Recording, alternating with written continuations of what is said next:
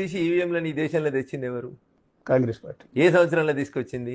మీరు చెప్తారు కదా, ఈ దేశాన్ని 20వ శతాబ్దంలోకి తీసుకుపోతూ మా నాన్న ల్యాప్టాప్లు తెచ్చిండు, కంప్యూటర్లు తెచ్చిండు, సాంకేతిక పరిజ్ఞానాన్ని తెచ్చిండు అని చెప్పి 1989లో గౌరవనీయులు అప్పుడు ఈ దేశ ప్రధాని రాజీవ్ గాంధీ గారు, స్వర్గీయ రాజీవ్ గాంధీ గారు, బ్యాలెట్ పేపర్ల మీద నాకు విశ్వాసం లేదు, బ్యాలెట్ పేపర్లలో లాస్ట్ అవర్స్లో పోయి రిగ్గింగ్ చేస్తున్నారు, కాబట్టి బ్యాలెట్ పేపర్ల విధానాన్ని తీసేద్దాం, నేను చదువుకున్నోని, ఈ దేశం కూడా ఎదుగుతుంది, కాబట్టి ఈవీఎంలను ఇంట్రడ్యూస్ చేద్దామని చెప్పి స్వర్గీయ Rajiv Gandhi garu, the then prime minister of India has introduced the EVM system in this country.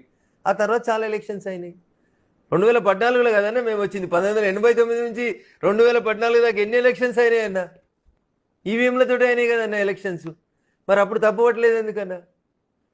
Bob క్యా బోల్తా, బ్యాలెట్ గలత్ బోల్తా. బ్యాలెట్ పేపర్లు వద్దన్నది ఎవరు? రాజీవ్ గాంధీ గారు. బ్యాలెట్ పేపర్ గలత్ అన్నది బాబ్, ఈవీఎంలు గలత్ అంటుంది బేటా, ప్రజలు అంటారు కాంగ్రెస్ గలత్ అంటారు. This is the fact.